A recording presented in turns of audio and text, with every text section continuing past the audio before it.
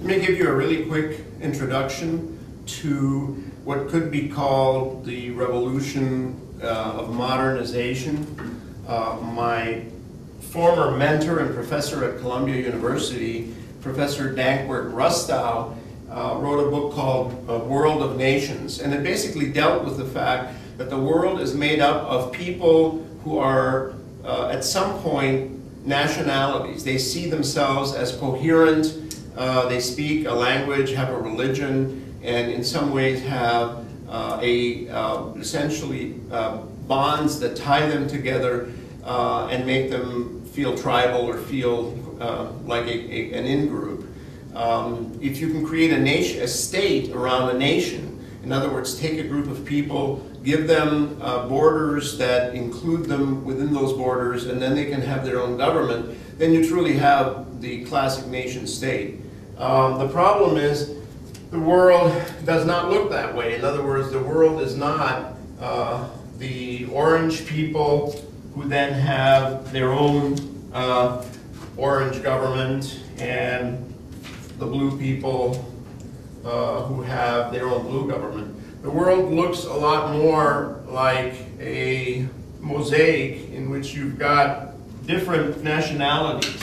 In other words, people with different identities, the green people and the yellow people and the orange people perhaps, living within the same borders. So then the question is, how do you get a group of diverse people like this to move from being parochially identified, in other words, identifying themselves kind of locally with their language, with their religion, and their smaller group, and get them to think of themselves, let's say in this case, if this is Nigeria, as Nigerians, as opposed to thinking of themselves as Igbos and Hausas and Yoruba, or in other places, whatever the other ethnic configurations are.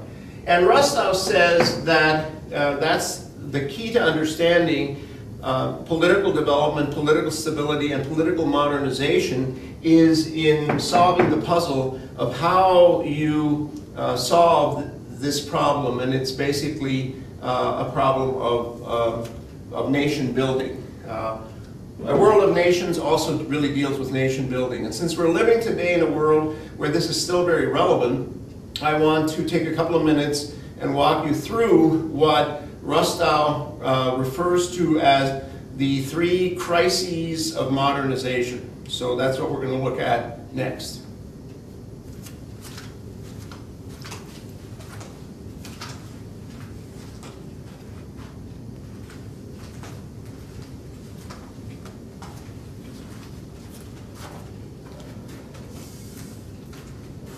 What you see here in these 3 boxes essentially amounts to a summary of Rustow's discussion about national identity. I've substantially compressed it and simplified it, but it still, I think, covers the basic principles of what he was talking about. Rustow says all societies have to solve 3 problems. A problem of national identity, a problem of creating a national authority, and then a problem of implementing policies that provide some sort of equality.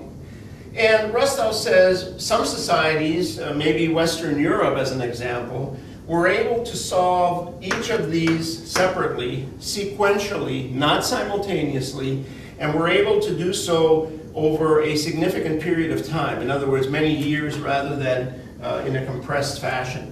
And Rustow says that the creation of a national identity in which the nation state is actually a realistic and understandable factor in the lives of people often took civil wars, took all kinds of leadership skills and so on to get people to diminish the importance of their more regional or local identities and in fact rally around the notion that they were Germans or French or Italian or Colombian or Brazilian or whatever the other possible examples are. In Europe, it could be argued this was a very lengthy process, and it was essentially a process whereby some sort of national identity emerged out of the many parochial and regional and local identities.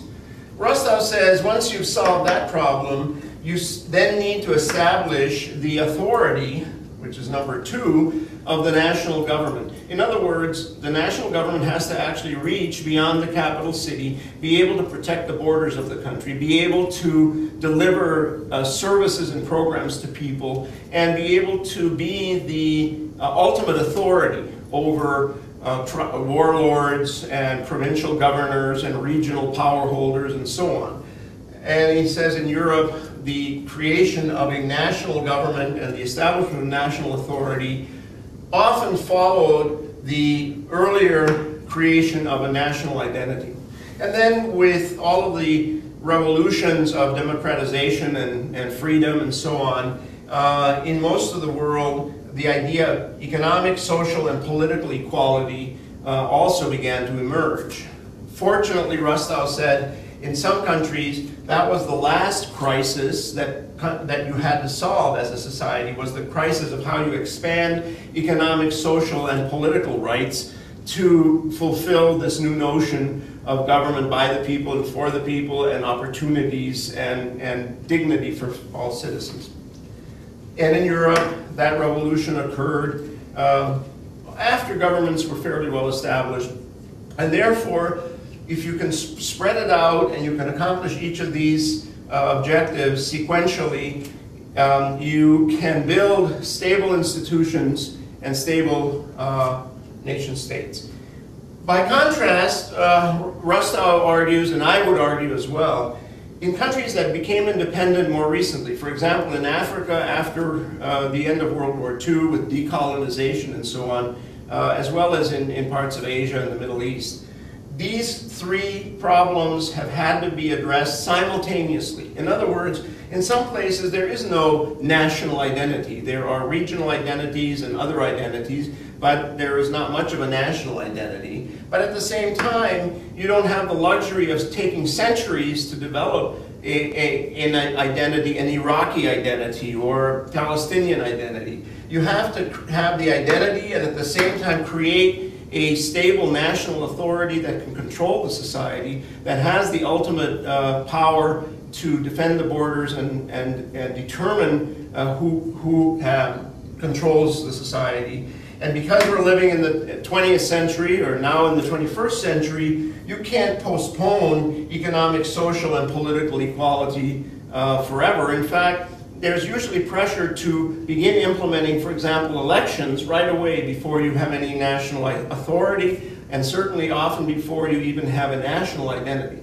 And therefore, the challenge that is faced in nation building today and in creating modernization of institutions in many societies is a far more challenging job than the job of creating stable societies in countries where over many centuries these 3 crises could be resolved sequentially and with a much larger time frame. I guess the reason I wanted to make this point is that we should be sympathetic with countries that are having difficulties getting stabilized, getting their act together, because this is difficult, it's often conflictive, and most stable countries in the world, Western Europe, the United States, and others, had a much greater amount of leeway and slack to get that job done.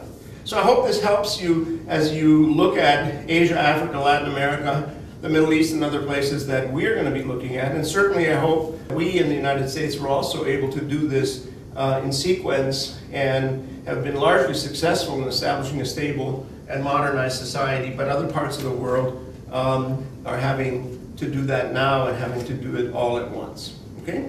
Thank you very much.